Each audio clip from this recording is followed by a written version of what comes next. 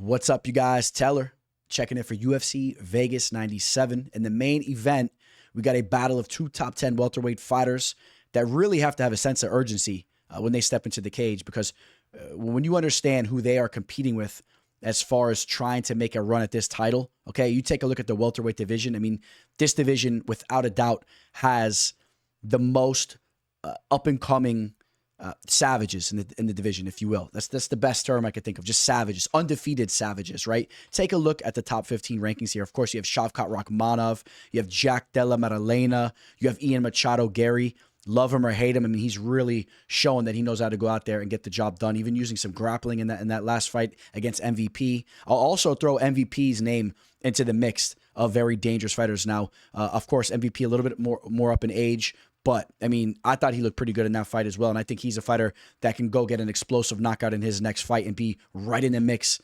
towards pushing for a title shot. Let me not forget about Joaquin Buckley, who's taking on Stephen Thompson. He gets past him. He's in the mix. And let me definitely not forget about Michael Morales, who has now cracked in to the top 15. He's now ranked 12th. Okay, he previously was not ranked before just going out there and getting that victory over Neil Magny, who's still in the top 15. One of the fighters that's still hanging on by his fingertips there. But this division is stacked, I'm telling you guys, okay? So just understand when these fighters go out there, they've really got to make a statement. And specifically, Gilbert Burns will be the fighter that's fighting with a lot more on the line as he's getting up there in age. He is up there in age, where if he loses this fight, it may be the end of the road as far as him trying to fight for the title once again. Of course, he came up short the first time he had an opportunity against Kamaru Usman. Sean Brady, 31 years old. He may still have time to try to get something going. So a lot is on the line for both fighters in the main event. And then just to highlight some of the bouts that are taking place in this card that I'm very excited about. Jessica Andrade taking on Natalia Silva. What a test that's going to be for Silva. I mean, this is a fighter that's been looking phenomenal in there. And then you throw her in there with potentially a future Hall of Famer, just a BMF type of fighter, and Jessica Andrade. I cannot wait to see how that takes place. Kyle Nelson taking on Steve Garcia. If this fight was to take place a couple years ago, we probably would overlook it. Now, with the body of work that these guys have been delivering with, I mean, this is a fight we're excited for, man. We know that we're probably going to see a knockout in that fight. Trevor Peek is fighting on the main card. I mean, Peek is just madness, and we're always excited to see him step in there.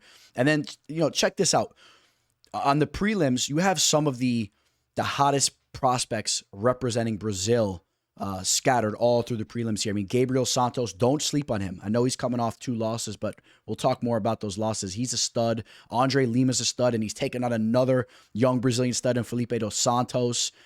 Jaqueline Amorim is a talented fighter as well, taking on Vanessa Demopoulos.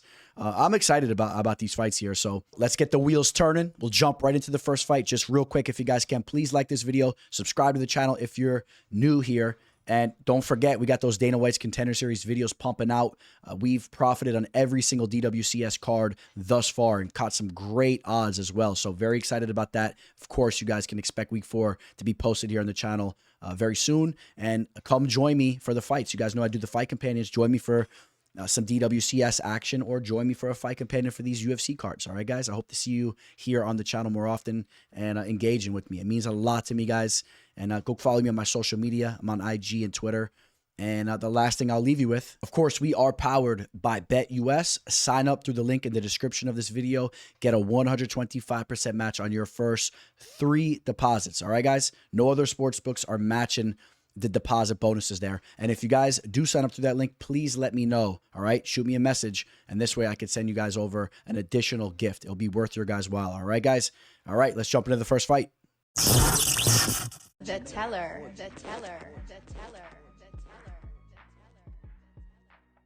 Kicking the card off, we have a featherweight matchup between Zygimantas, Ramaska, and Nathan Fletcher. Both fighters were just on the most recent season of The Ultimate Fighter, and were actually set to face off on the most recent UFC event that took place, that headliner between Cannonier and Bahailo.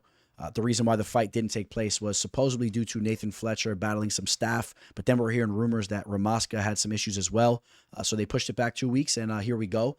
Now, this would probably be a good time for me to say, we talked about this in my last video, moving forward, I'm going to try to be a little bit more crisp and to the point with certain fights that you guys aren't as amped up about, okay? So just give you a heads up there, and I'll go a little bit more in depth and to the bigger fights, okay? So maybe you'll see me be a little bit more cleaner with that. I don't want to rant about this fight for 7 minutes. I know it bothers some of you guys, okay? So these fighters had different experiences on the show. Nathan Fletcher loses his first fight via unanimous decision. Well, on the other hand, Ramaska won a unanimous decision against Usmanov, but then was not able to continue due to the fracture that happened in his face there. He was replaced by Guillermo Torres, who ended up losing in his next fight. But just understand that they had different experiences on the show. But, specifically to this matchup, man, I think that Nathan Fletcher does have an avenue to victory going through his grappling, okay? I'm not overly confident that he's going to be able to go out there and do that. And if he does struggle to get takedowns, he could be in trouble on the feet. I think that Ramaska is the more powerful and dangerous striker. So Ramaska has that avenue for victory as well, but I do feel a little bit more confident in the grappling of Fletcher. I like that in his back pocket there. Ramaska, a fighter that has 4 knockouts out of his 9 victories, and Fletcher, a fighter that has 6 submissions out of his 8 victories. Okay, so these guys definitely favor their own routes there to get the job done. Nathan Fletcher, though, showing some evolution with his striking, but I guess you could say the same thing for Ramaska, showing a little bit of evolution. He's looking a little bit better with his defensive grappling and whatnot. Curious to see how this fight plays out, but I will favor Nathan Fletcher to go out there and get the job done.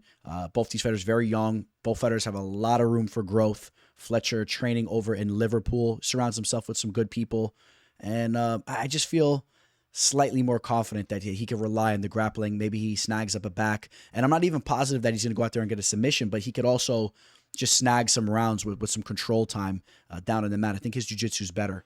And on the other hand, though, Ramaska will be hunting to land that big strike and get a knockout. We've seen Nathan Fletcher knocked out once before as a pro, and also even in some fights that he's won, some of his fights that you could pull up on YouTube, I've seen him touched up a bit. He does have some mental lapses on the feet where he's touched up and wobbled a little bit, but make no mistake, he will begin to shoot, and he will pressure and look for those takedowns if he's hurt. So you can kind of rely on him to press and try to use his grappling advantage there. So that just makes me feel a little bit more confident in picking him. This isn't a fight that I have an extreme amount of confidence in, and I'll be blatantly honest with you guys. This is a fight that's the least on my radar out of the entire card. There is a slight lean towards Nathan Fletcher. He's roughly like a minus 135 right now. Ramaska is the slight underdog, right around plus 105.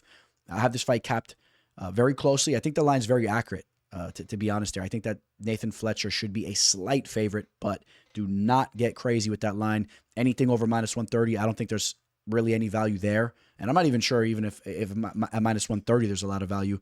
But slight lean for Nathan Fletcher. I think he wins the decision.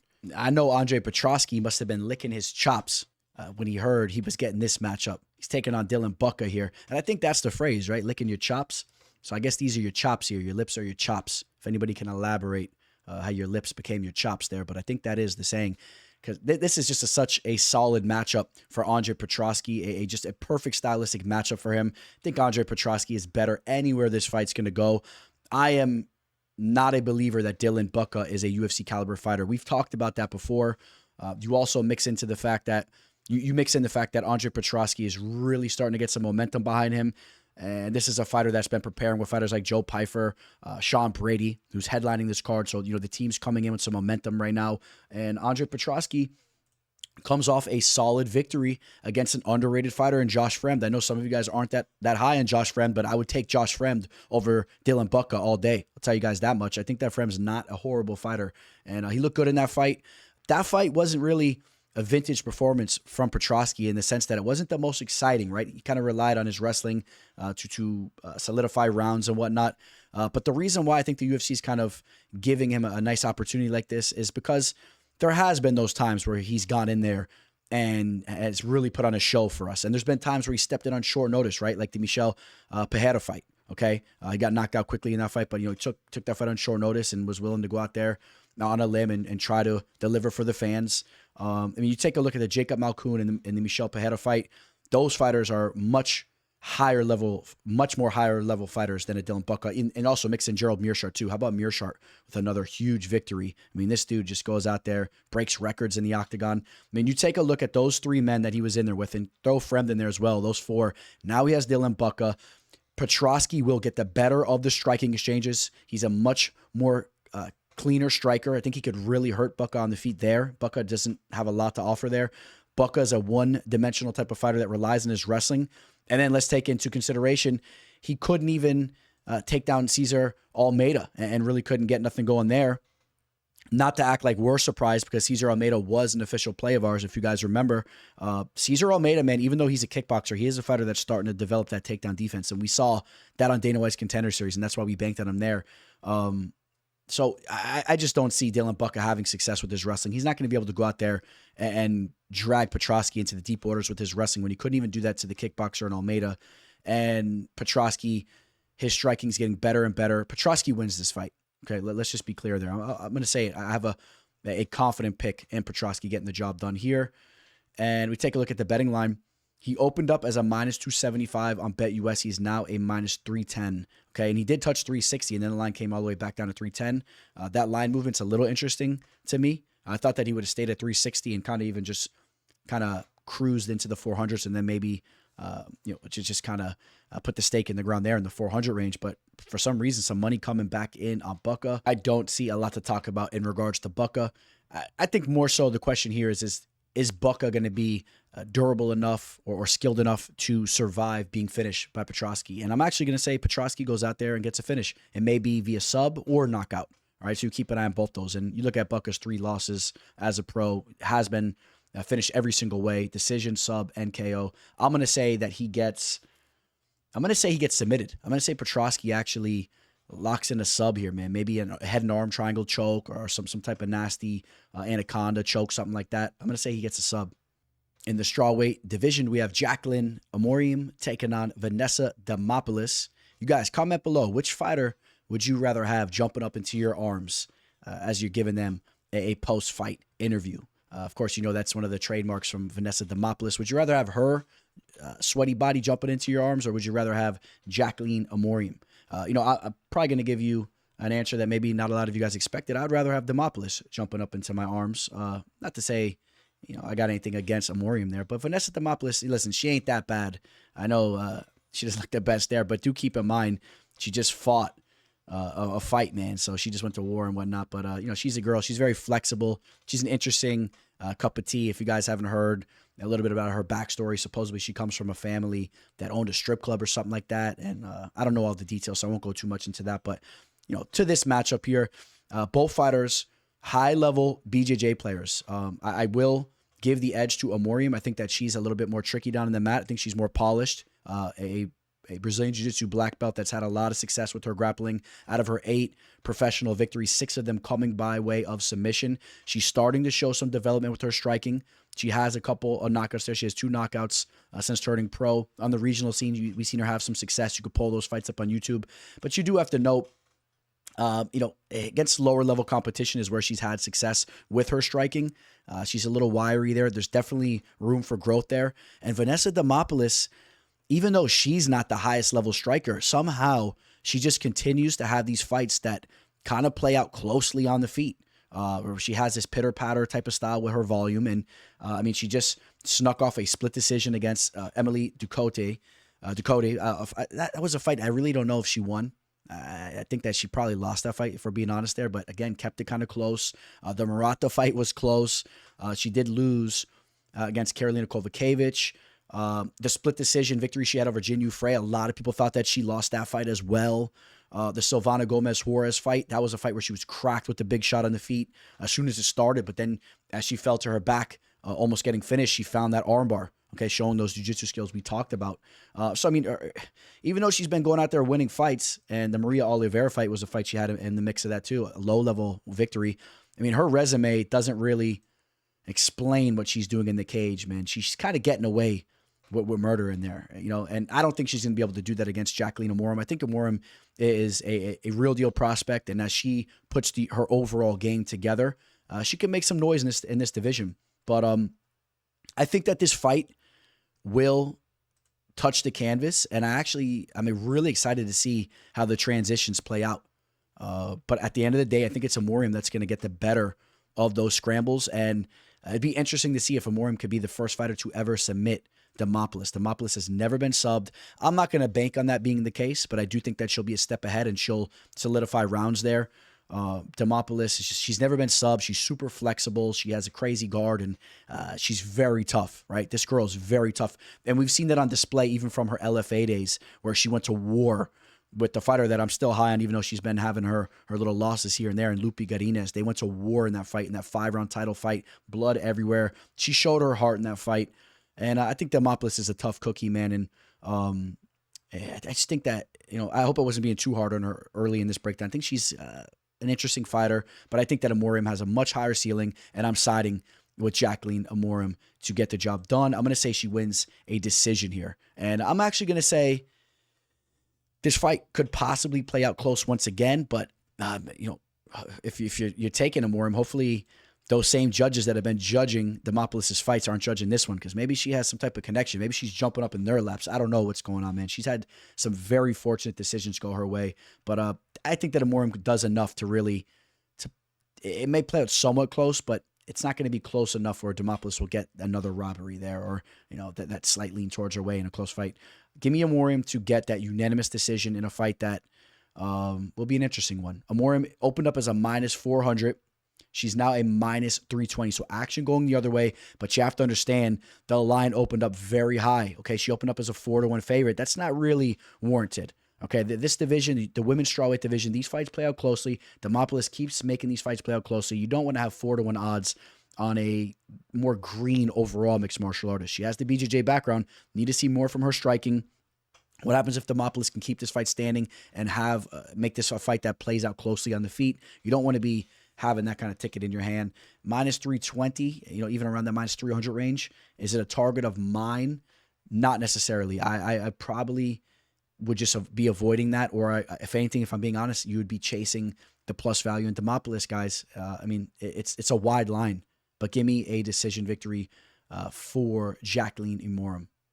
I'm very excited to see the return of the young and talented Gabriel Santos. He's taking on Yizha. Fight taking place in the featherweight division. Santos has been out for over a year, had a devastating knockout loss to David Onama. That was a fight that I had him winning up until the point that he was finished there. Although, saying that doesn't really describe the fight, because, yeah, he was up ahead as it kicked off. But, the longer the fight was progressing, it was just an absolute hurricane. It was a tornado in the cage. There was a lot of crazy stuff going on. So it's kind of tough to say, oh, yeah, he was in control, he was winning, because David Onama thrives in those types of situations, as we've seen. And just to mention that fight, I could not stand watching Onama finish him there and then pull out the Izzy arrows on him like they had some kind of beef when really there was nothing behind the fight. I thought it was kind of disrespectful. You guys know Onama has been on my radar. I want to see him get starched. But Onama's a good fighter, okay? But, that was a fight where I think that Gabriel Santos got a little bit too sucked into a war, and if he would have slowed the pace down of that fight, I think that he would have got the job done. And it was a learning experience for him. He's very young. He's a wild fighter. He looks to go out there and make noise. Let's not just gloss over his UFC debut, which was a big-time performance. I think he took that fight on short notice, if I remember correctly. Very young at the time, like 25 or 26 years old, goes out there, in my opinion, defeats Leroy Murphy. I thought he clearly won that fight. It was somewhat close, but I thought he clearly snagged some rounds up and took that fight. That fight really frustrated me when I saw it go to the judges' scorecards and it went Murphy's way. So Murphy's a very talented fighter too. So to go out there and do that in your UFC debut, that says a lot about him. Had a victory against Elvis Brenner back in 2020. Elvis Brenner's a fighter we do respect for sure. And that fight had a lot of success down in the mat.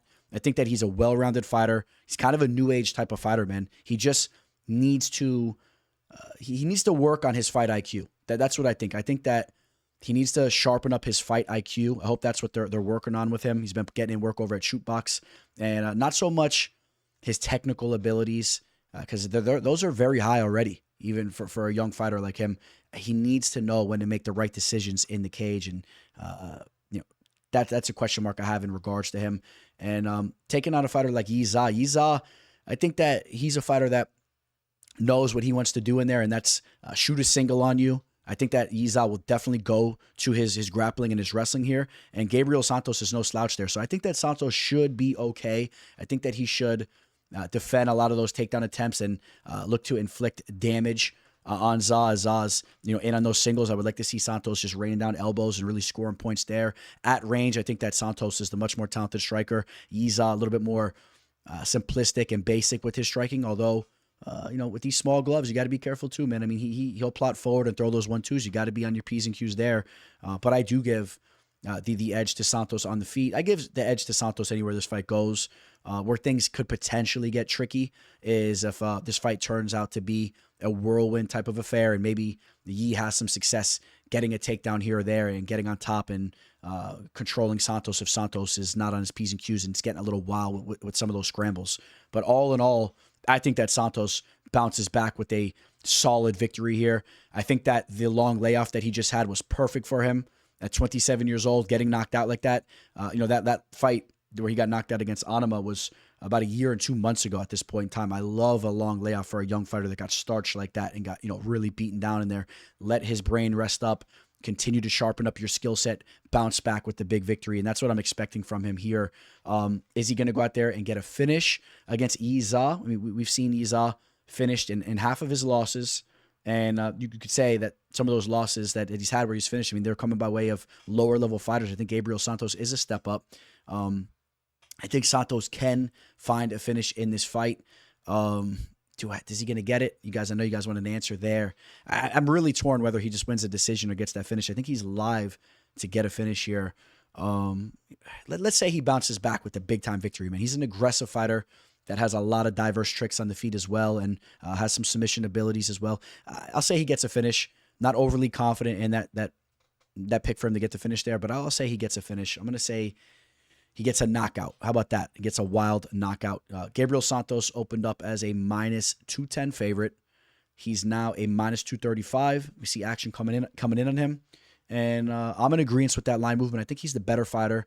I already talked about how I'm very happy about the time that he's taken off. I think that he's going to be more dangerous than ever going into this fight. Yizha is a more basic type of fighter, and with the way that this fight is being scored, for the most part, when the judges are actually awake when they're watching the fights, I mean, it favors a fighter like Gabriel Santos. He will have those big moments and within the rounds. He'll have those big flashy strikes landed. He's the fighter that's going out there looking to inflict damage. And like I said, if it goes to the judges' scorecards, it should favor Santos as well, because Yizha will be shooting singles, and it doesn't really look the best, even if you get a takedown, if Santos works his way back up to his feet. So I like the young buck, Gabriel Santos, to bounce back big here. We are currently at 9.76 thousand subscribers, guys. I think we're going to hit the 10,000 subscriber mark by the time this fight card takes place. So I just want to give you guys all a special thank you. It means so much to me, guys. Thank you. I really feel confident we're going to hit that 10K sub mark. If I don't, then it'll be for the next fight card anyway. But if you can, hit that sub button, guys. And as promised, I got a special gift to you guys here on the channel once we get that 10K subscriber mark. This will definitely be one of my most anticipated fights on the card. In the flyweight division, we have two young Brazilian studs set to square off. André Lima taking off Felipe dos Santos. We jump right into the numbers. Felipe dos Santos has been more active in the UFC, and I think that generally through his professional career, when you watch his tape, yes, he is more of an active striker. He likes to put a lot of volume on you. On the other hand, André Lima, more of a sharpshooter, came into MMA with that kickboxing experience. I think that he's the more dangerous striker here, even though he's not landing at a higher clip there. I mean, when he lands, I think he lands more devastating shots. And if we're to see a knockout in this fight, I think it's coming by way of André Lima. Now, when it comes to the strikes that these fighters absorb, look at the discrepancy here. Felipe dos Santos getting landed on at a clip of 5.07, while Lima only being touched at 2.46. He's a much more cerebral and technically defensively sound fighter, in my opinion. So now you take a look at his last fight. This is the fight I want to talk about here. Of course, we're going to talk about his last two fights, actually. First off, the fact that Mitch Rapasso fight went to a split decision is one of the best examples of how disgusting the judging system is in all of mixed martial arts and the UFC. It's disgusting. We see it every single event. That one really stood out to me. There's no way that Mitch Rapasso won that fight, okay? You could argue that that André Lima's volume wasn't the best throughout that fight, and he didn't have a real sense of urgency, but he was in complete control. He was outclassing Mitch Rapasso, okay? So just that was disgusting there. before that, had the victory against Igor Severino. That was in his UFC debut. And I guess some of you guys need me to clear the air on that fight. Because I've seen some of you guys online talking about Severino was en route to winning that fight before biting him. How can I say this politely? I mean, no disrespect, but people that were saying that, you guys have absolutely zero clue what you guys are talking about. All right. And I'm not saying that because Lima was an official play of mine on that night and we did cash there. If you guys were watching the fight, even though Severino was pressuring and, had a little takedown here or there, dude, Lima was consistently getting right back up to his feet. All right. And then he was starting to really defend a lot of those takedowns. He was landing damaging kicks, damaging strikes. He was completely taking over that fight. And if you guys think it was a coincidence that Severino locked his jaws down there and bit him, you guys are crazy. He bit him because he knew that he was fading and he was starting to get picked apart and he was breaking. Okay. I really thought the fact that Andre Lima went out there and was starting to thrive as the fight was progressing and looking better defending those takedowns as the fight was progressing really was a statement for him, because we already know he's a dangerous striker. He's a dangerous kickboxer. In fact, I have him as one of the most talented strikers in the fight game right now. Telling you guys, I've said it before, I'll say it again. I think he's one of the most talented strikers in the game.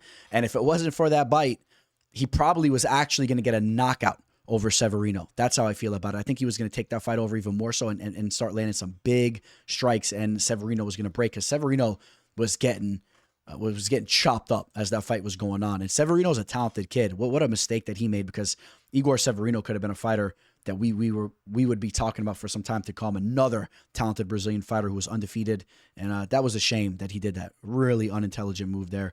Okay, but Andre Lima has a much higher ceiling, in my opinion, than Felipe dos Santos. Felipe dos Santos has the potential to go out there, put on shows for us. He's a scrappy dude. We saw him take a fight on short notice against one of the top fighters in the division, in Manil Cape, and keep it competitive. So you understand that when he's hitting on all cylinders, the fighter he could be. But let's also note that he had a very closely contested match against Victor Altamirano. That fight went to a split decision. I'm not high on Victor Altamirano. An unorthodox Tony Ferguson type of fighter there. You know what I mean? He's unorthodox. He's a wild dude. He's a fun fighter to watch, but his ceiling's not nearly as high as a Andre Lima. And also note, the fight that he had about 2 fights before making his UFC debut, which was against Rafael Montaro. That fight went to a split decision, and a lot of people thought that he lost that fight as well. So, I mean, this isn't just like some this isn't a fighter that's very polished, that's going out there just, shining fight to fight. I mean, he's a fighter that shows potential. He's still very young, trains with a solid team over there at Shootbox, but Andre Lima is the fighter that should be on your guys' radar. Andre Lima is the fighter that has the potential to really make a run in this division as his grappling and takedown defense continues to evolve. I think that Andre Lima goes out there, gets the job done. I think that we could see him hurt Felipe dos Santos in this fight. Felipe will be marching forward, and I think he's going to he may run into a buzzsaw here. Okay, so give me Andre Lima to win the fight, and that knockout is very live. Screw it. I'll say that he gets the knockout. How about that? Say he gets a knockout in there. I mean, I think these guys are going to go to war. I'm going to say he lands a big shot. If he doesn't get the knockout, he wins a unanimous decision. Felipe dos Santos will be pressing throughout the fight, but he's going to be eating so many shots, it'll be clear to the judges who's landing the damage in this fight. I got Andre Lima. Line opened up at even odds way back in the day, or last week, about a week ago. Now Lima is a minus 190, so a lot of action has came in on him. And now it's getting a little high, but I would still even say I'd rather be on Lima at minus 190. I have Lima capped as like a minus 250 here. How about that? We got the biggest favorite of the card in Isaac Dulgarian taking on Brendon Marotte. Isaac Dulgarian, a huge favorite, and I think that it is warranted, but I mean, I'll talk about some of the lines that are out there in a minute. I mean, some of those are a little crazy. I mean, who's betting on that? I mean, I don't know. I mean, you're probably going to cash, but Isaac Dulgarian, 28 years old. This dude has some serious wrestling and grappling skills. Comes off that tough loss against Christian Rodriguez. A lot of you guys thought that Dulgarian should have got the nod there. You guys don't want to know my thoughts. You guys know we cashed on that big underdog C-Rod play. I had to target the value there. I'm high in C-Rod. I know he had a horrible performance in his last fight, but the line that was out there for C-Rod was crazy in that matchup there. But whether you thought Dulgarian won or not, you could definitely say that Christian Rodriguez was getting the better as the fight was progressing. Dulgarian gassed out a little bit, okay? And that's something you have to keep an eye on. I mean, he comes out blazing. I mean, take a look at all of his victories, all first-round finishes, whether they're knockouts or submissions. I mean, this guy, he just bursts out of a cannon. We saw that in the Francis Marshall fight. That was an official play that I targeted. I've been on to what Dulgarian is about for a little bit, man. He's a really cool dude. He follows me on IG. I've chatted up with him before. I actually had a disagreement with him on IG. We went back and forth in the comment section. He didn't unfollow me, though, so he's a cool dude. And listen, Dulgarian's going to go out here and he's going to smash Brendon Marotte, okay? I'm not going to talk too much about this fight here, okay? We'll go on to the next one. Isaac Dulgarian's going to take down Brendon Marotte, and he's going to finish him early on. We saw that Brendon Marotte has a little bit of the gazelle syndrome, which if you guys aren't familiar with gazelle syndrome, that's kind of, your eyes, those eyes in the headlights. You see a freight train coming at you. We saw that in the Terrence McKinney fight. He took that fight on short notice and got starched within 20 seconds there. I think the UFC is giving him his due opportunity after taking that fight on short notice.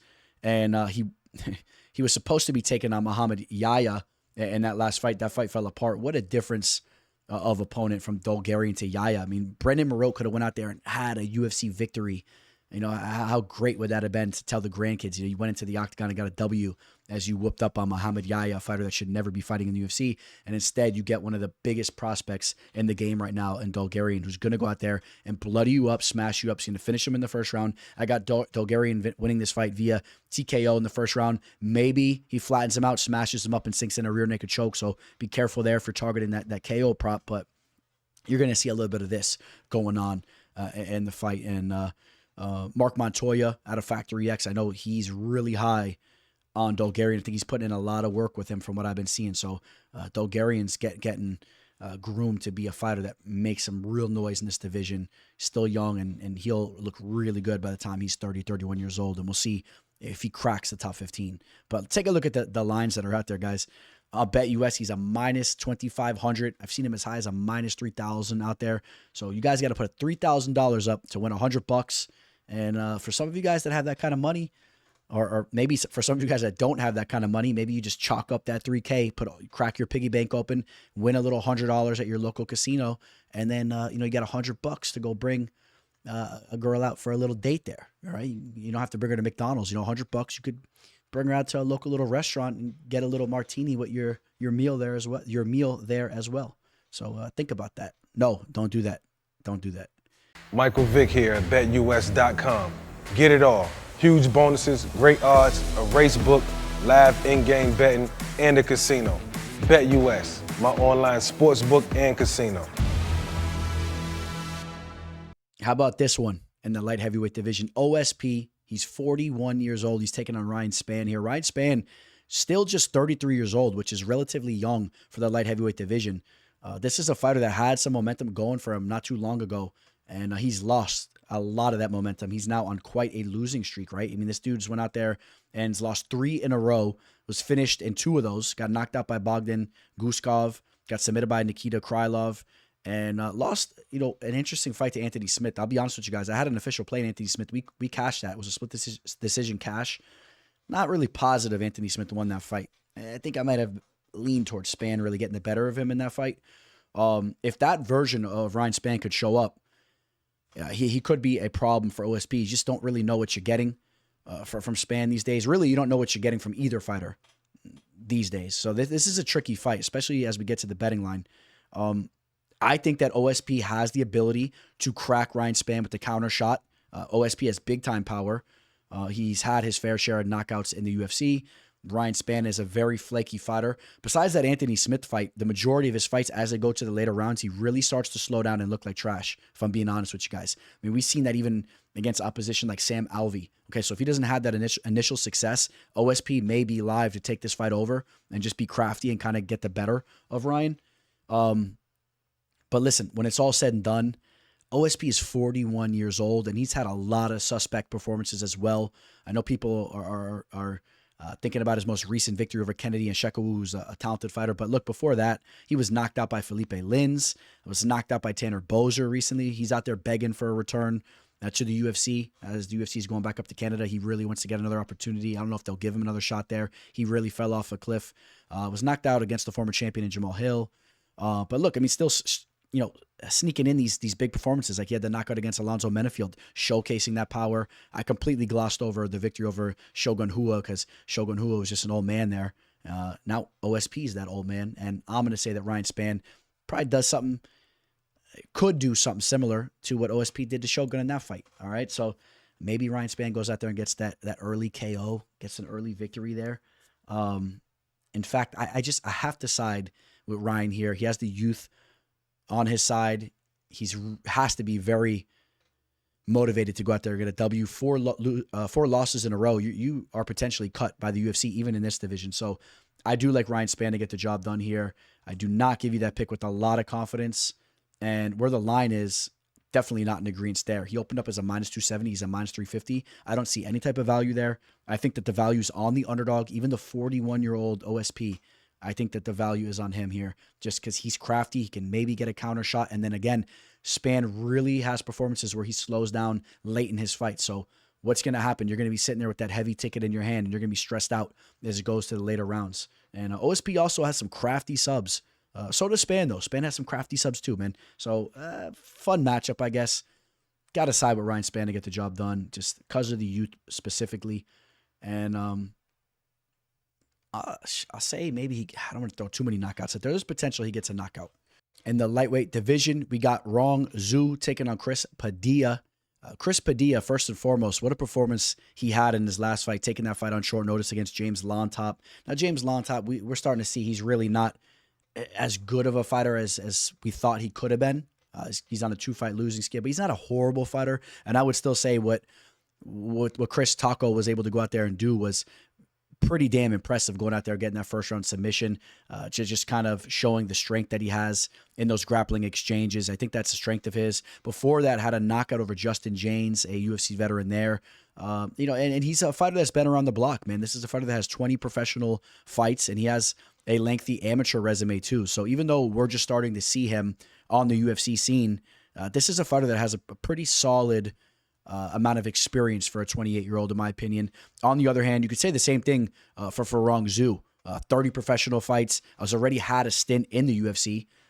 He was eventually cut, I guess, if you will, and then went out there, had success on the road to UFC, winning that tournament.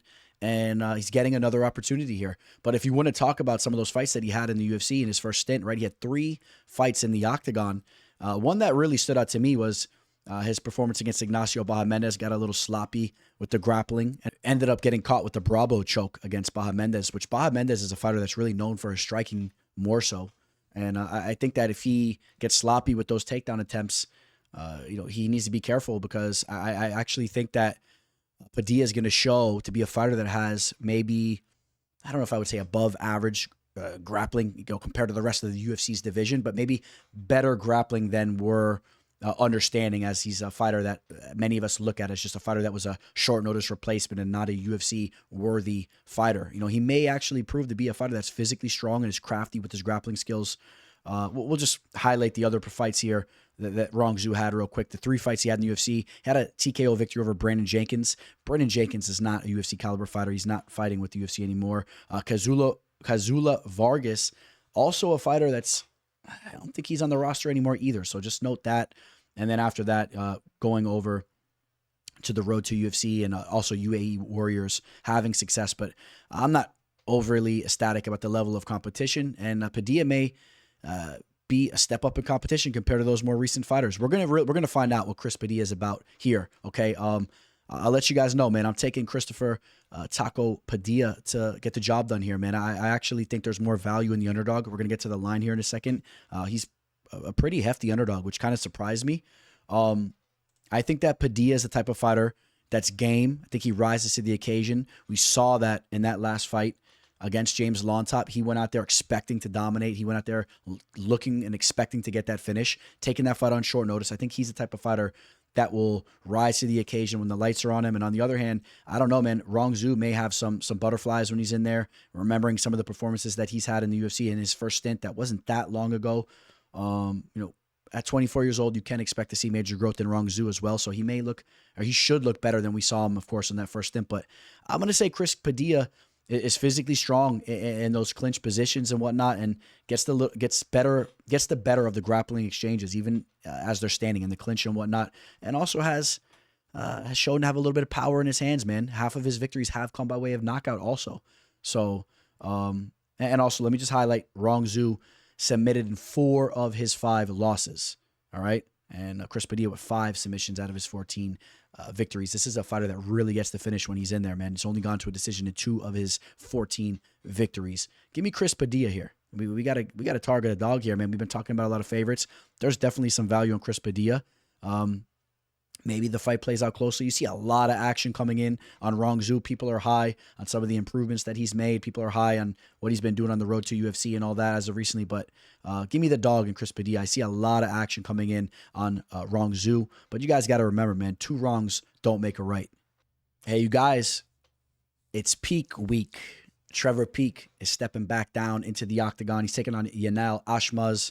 Trevor Peak, man, one of our favorite fighters in the fight game. I know a lot of you guys were mad at me when I picked against him, against Charlie Campbell, but you guys saw how the fight played out, and you guys know why I had to make that pick. I'm a huge Trevor Peak fan, but he has his flaws, to say the least, but there's some things that he really does well. I mean, I think we all have that reoccurring nightmare where we're in the bar and Trevor Peak comes up and kind of scuffs your shoe and takes a look at your old lady, and you got to throw down with Trevor Peak. And, forget about punching dudes in the forehead and breaking your hand, as you're in a scrap. I mean, you punch Trevor Peak in his jaw and you're breaking your hand, and this guy is impossible to knock out, and he just continues to come forward. Just imagine getting in a bar fight with the Trevor Peak and let that fight play out for a little bit. No one's breaking it up. Oh boy, Trevor Peak would be a demon at the bar, and I don't think he's drinking these days, right? I think he went through his thing and he's bettered his life. But you wouldn't want to bump into a Trevor Peak that was down on himself at the bar. I'll tell you that right now. This guy's a warrior. He's a straight up savage. He has one of the best chins that I've ever seen on display in the cage. As far as his heart goes, I would say it's up there with the best I've ever seen.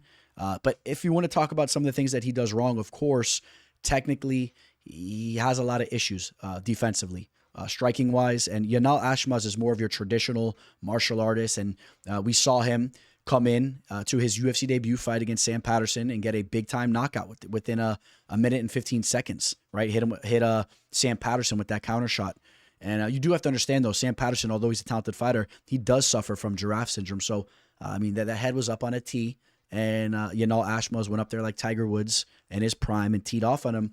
But, if Yanal Ashmouz cracks Trevor Peak with a shot here or there, it's probably not going to be enough to get Peak out of there. And Peak's going to look to do what he does. He's going to just make things ugly and make this a war.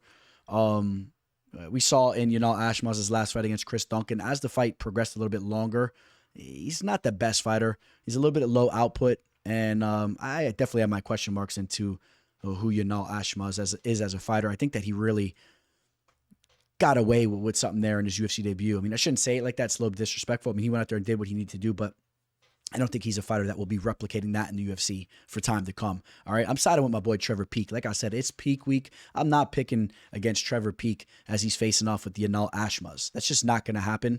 And in reality, the longer this fight goes on, which I expect this fight to play out, I just think that Trevor Peak is going to have the volume. He's going to have the big moments that the judges are going to like.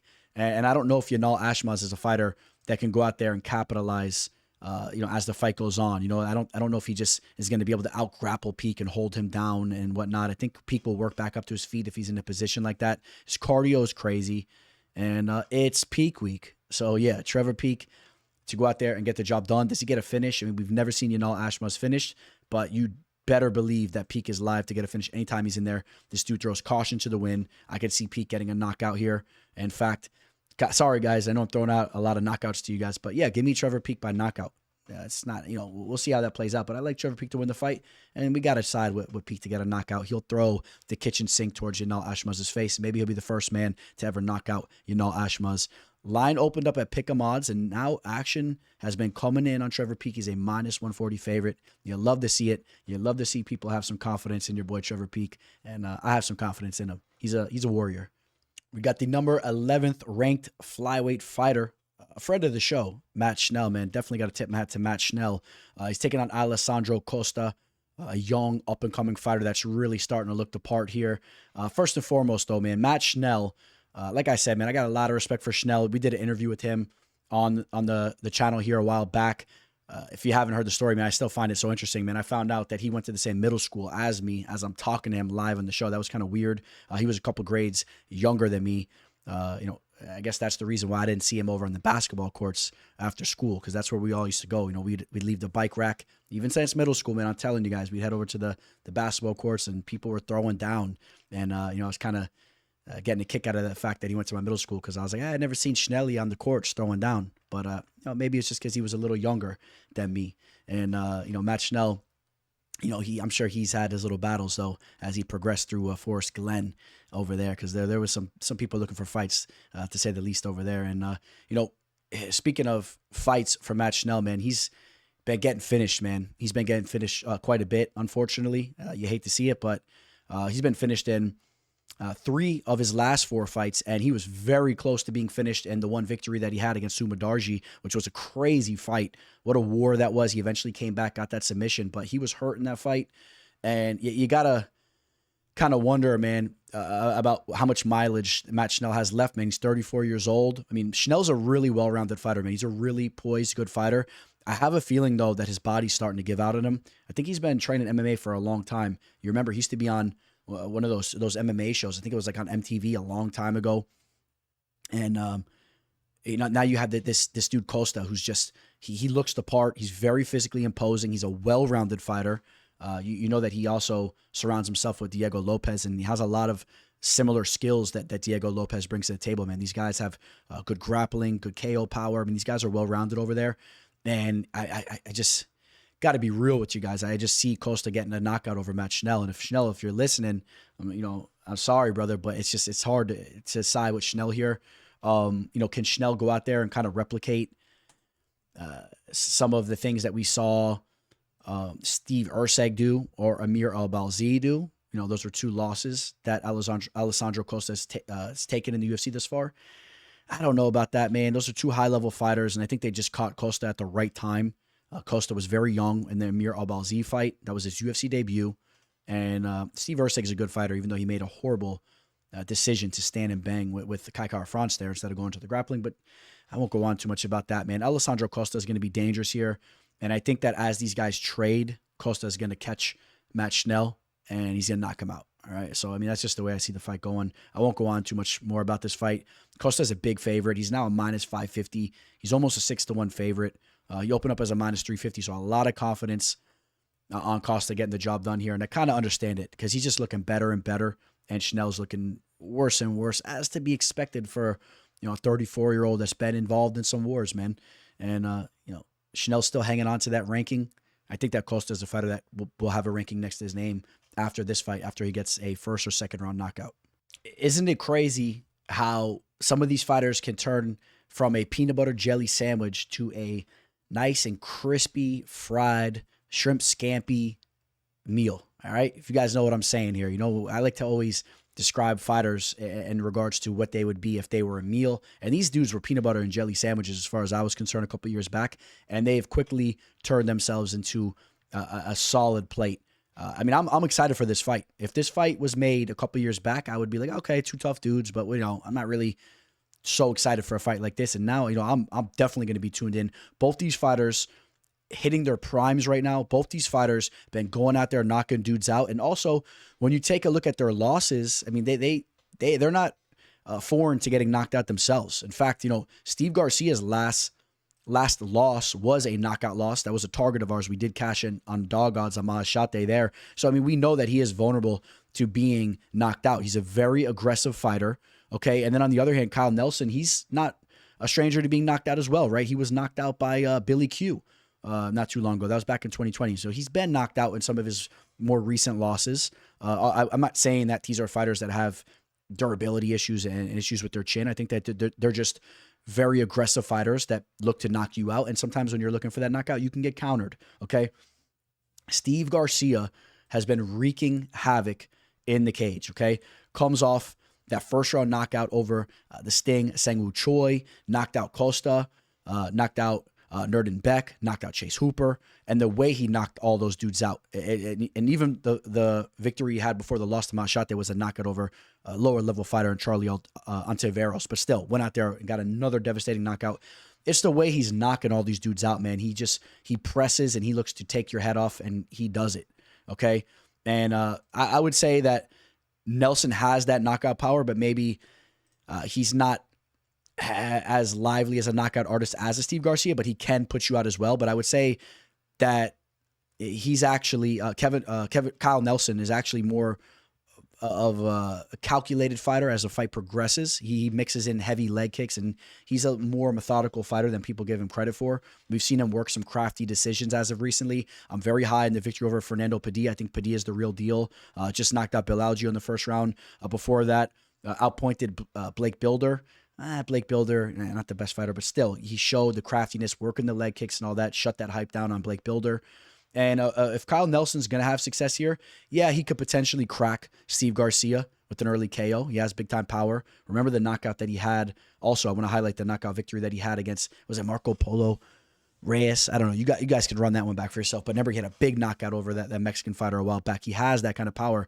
But he could also drag this fight into the deep waters, go late into this fight, and get a victory over Steve Garcia like that. Whereas I think that if Steve Garcia is having success in this fight, it's in the first half of it. And I think that, to be honest, that's the route I'm going to go here, though. I think that Steve Garcia makes a statement in the first half of this fight. And even if he doesn't get that knockout, he does so much damage that he's just kind of in control from it from that point. Just, he's up on the scorecards or whatnot. But I think he's also very live to land a knockout. How can he not be live to land a knockout? I mean, this dude's just going in there and he's storming across the cage and he's really finding his range and he's landing these power shots. And, he's one of the last fighters that I could think of that's getting in that work with Jackson Wink. Jackson Wink was always just a huge jam back in the day, and it's really lost that big zest that when you think about, I mean, how many fighters are training out of that you can even name? Go ahead, comment below. Who are some big names fighting out of Jackson Wink? You see John Jones over here in the corner, but I mean, those days, I mean, can you guys read these names over here? I don't know. Michelle Watterson, Holly Holm. Okay. Those days have passed, guys. But I got Steve Garcia, although I think Kyle Nelson's very live, and I think that the line's probably off as we get to it. Steve Garcia is just hitting on all cylinders, and I'm backing Steve Garcia here, man. I'm not turning my back on him right now. He opened up as a -175, and he did dip down to a, if they'll let me, I mean, he was touching -155, and now he's a -190. Okay, so interesting line movement there. I like Steve Garcia to get the job done. I just think that the onslaught he's going to bring early on is going to be enough for him to be ahead in this fight if he doesn't even get that knockout. And give me Steve Garcia to get a knockout. How about that? I absolutely love that the UFC threw this as the co-main event. For all you women's mixed martial arts haters out there, because I definitely meet a lot of you guys, right? And I'm talking about real fight fans too that are like, oh, I don't really care to watch women fight.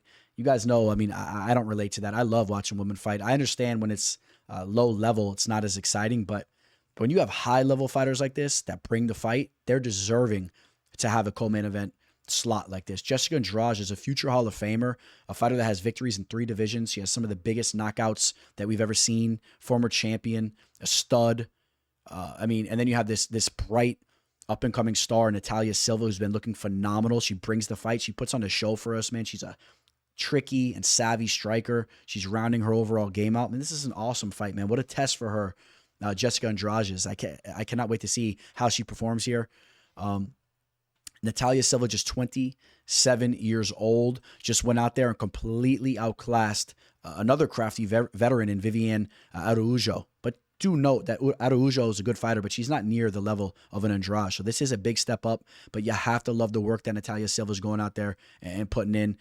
Knockout victory over Teresa Bleda. That's a young prospect you have to keep an eye on. Hasn't been so active, but that's a girl that will be making noise in time to come. A victory over Jasmine, Justa Davicius. That's a big victory there. Andrea Lee, again, the Viviane fight. I mean, she already has big victories, okay? And she already has 23 professional fights at 27 years old. I mean, that's a lot of experience for a young fighter. This is such a cool fight. I think that, let me be clear here. I just think that Natalia Silva is the real deal. You guys know that. So as much respect as I have for Jessica, I think that Natalia Silva is going to be able to use her range, and she's going to get the better of the striking exchanges. Andrade will be live to land that knockout punch. I mean, she has some of the best power we've ever seen in women's mixed martial arts. But I don't think that she's going to find it. I don't think she's going to be able to use her grappling either. Natalia Silva showcasing a 91% takedown defensive ratio in the cage, man. She's really been stuffing takedowns. And on the feet, you take a look at the numbers. I mean, Jessica Andrade with an absurd 6.62 strikes landed per minute, but the youngster Natalia Silva with 4.53, she's active there as well, and she's not getting touched. 2.1 strikes landed on her per minute. She's not there to be hit. We saw it in the Vivian fight. Jessica Andrade is there to be hit. She'll march forward and she'll look to eat some shots to try to counter you, and I think that she's just going to be getting picked apart and tagged up and touched up as she's looking for that big shot, and I'm not willing to bank on her getting that big knockout. I just think that Natalia Silva will be ahead. I mean, Jessica Andrade absorbing 5.37 strikes per minute. That's a very high number there, and I think that Natalia Silva is going to touch her up. I like Natalia Silva. Cannot wait to see how far she could push it in this division. And just to take a look, I mean, she's ranked 8 right now. Of course, this fight taking place in the flyweight division. If you guys want to take a quick look with me, we take a look at the flyweight division. Grasso and Shevchenko up at the top, if you guys can see that. Towards the right of your screen. Manan Farot's the fighter that's really the one that's barking up to be a future champion, in my opinion. Blanchfield lost a lot of her momentum. We kind of see she's more one-dimensional. Natalia Silva, she gets this victory here, and there's some big fights that could be made. I want to see her fighting some of these girls towards the top of the division, and I can't wait to see how she looks, man. So take a look at the betting line here. Natalia Silva, a big favorite, man, over a fighter like Andrade. I mean, that's a big number, a minus 290 over an Andrade. You could argue the value is on Jessica Andrade, but how am I going to tell you guys the value's on her when I'm feeling so confident in Natalia Silva here and how high I am on her potential? But even then, you want to pay 3-1 odds against Andrade here? Yeah. This is a tough one here, guys. I think that this fight goes to a decision and Natalia Silva gets the better of Andrade, but I don't know, man. The value might be on Andrade, the future Hall of Famer, at plus 230. It's I would hope the line would somehow come back down the other way and you could snag Natalia there, but I don't know if that's going to happen. Hey, you guys, just a real quick announcement. Just want to say, I'm still trying to fight for that 10K follower mark. It looks like I got to go pay for the blue check. I think that will do it. But I was trying to hit that 10K organically. If you guys can go follow me on Twitter, Instagram, I got to post it right below here in the video. Go follow me, man. It means a lot to me. Also, if you want my official plays for this event or for any event, don't hesitate to reach out to me. I even got my email scrolling below. I'll give you further details there. It really means a lot to me, guys. Thank you so much. Here we go. We got the main event taking place in the welterweight division. We highlighted this fight a little bit in the intro. A lot riding on this fight for both men. Sean Brady had a great bounce back performance after a very disappointing performance, right? Took that L against Belal Muhammad, who's now the current champ. And love him or hate him, man, he's really good at what he does. And Belal Muhammad looked phenomenal in that fight. And yeah, we had to have major question marks and who Sean Brady is as a fighter after that performance. But look at the way he bounced back against Kelvin Gastelum, dominated him, got that third round submission. He was on the Joe Rogan Experience, and he talked about how he just mentally wasn't there for that fight. That you could say that's kind of alarming too, because he talked about how, on the show, he talked about how he woke up the morning of that fight and he already knew he was going to lose. Now that's an issue, because what happens if he wakes up on the morning of this fight and he knows he's going to lose again? So that's a fighter that has some mental issues. I think he talked about how he gets some mental coaching now and whatnot. I'm not going to say I'm completely opposed to that or whatnot. I mean, I have multiple thoughts in that whole situation. I won't go into it too much, but not in a bad way. I think it could be good, or I also have some thoughts on it that maybe it's a little negative too in a way. So I don't know. I'm not really set with my opinion on that. Okay, maybe if it works for him, maybe that's the right thing then. I mean, hey, it worked going into that last fight. You saw how good he looked there. So, Gilbert Burns comes off a loss against Belal Muhammad, a common opponent. Now, in that fight, Gilbert Burns tore his deltoid, right, the front of his shoulder, like immediately in that fight. So we don't really know how that fight would have played out. I thought it was disappointing for Belal Muhammad's case, or in regards to Belal Muhammad, for the fact that he didn't have any urgency in that fight and could have really got a finish, and he just kind of sat back and played around with an injured Gilbert Burns. I thought that was a very questionable performance by Muhammad, but who cares now, because he just went out there and essentially dominated the champ Leon Edwards. But man, listen, Gilbert Burns is coming off an injury here. He's 38 years old, and stylistically, I think Sean Brady's a little bit of a problem for him. I think that Sean Brady is actually going to get the better of the grappling exchanges. Gilbert Burns is a very high-level BJJ player. He's been for a long time, but Sean Brady is probably going to be more physically imposing when they go down to the mat. I think he's the fresher fighter. His body has more to give. And then on the feet, Gilbert Burns is a dynamic striker. He's polished, is striking up very much so, working with Henry Hooft and all them for years. But Sean Brady, in my opinion, may be just the better striker also, just may have a little bit more power in his hands. And his boxing's coming around.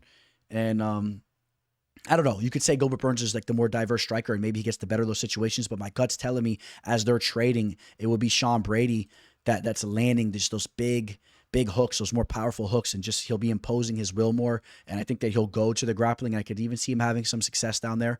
I don't say it with an extreme amount of confidence, because if Gilbert Burns is healthy and we see a vintage form of Burns, yeah, it could be a very close fight.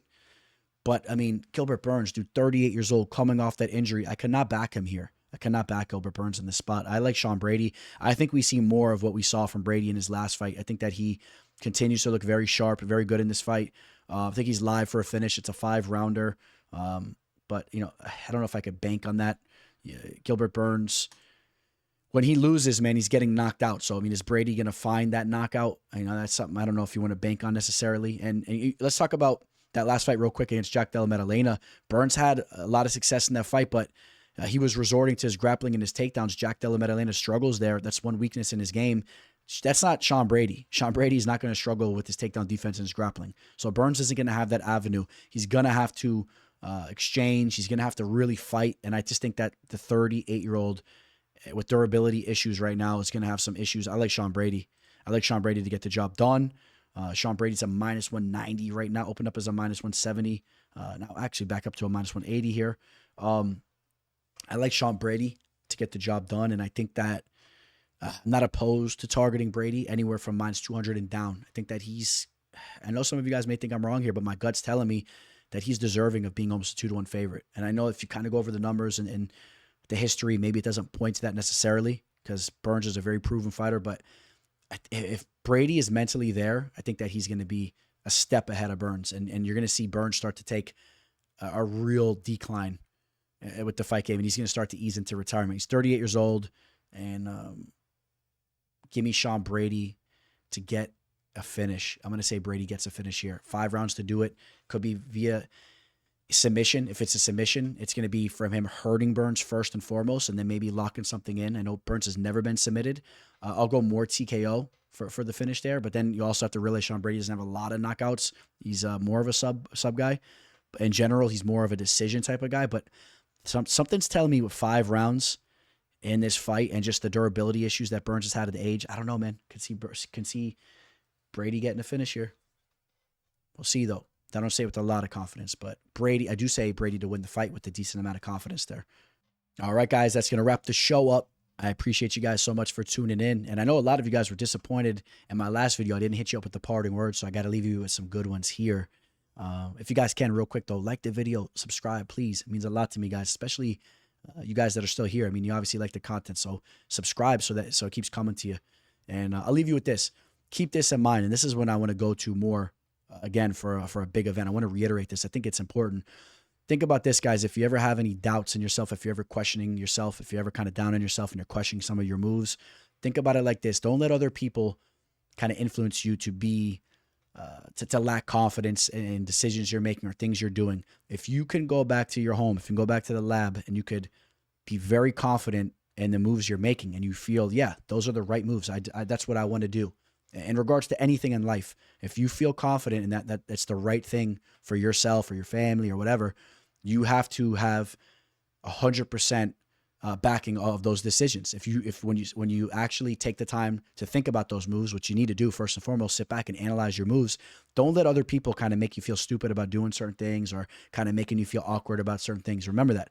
Sit back, analyze your decision, and if it's the right move, then stick to it and feel confident in it. And if it's not the right move, if you realize it's not, then change it up and maybe appreciate some of the advice you get from people that kind of try to steer you away from that. All right. Everyone's different. Everyone has you know, their own perspective on certain things. So be true to yourself. Leave you guys with that. All right, guys. Signing out.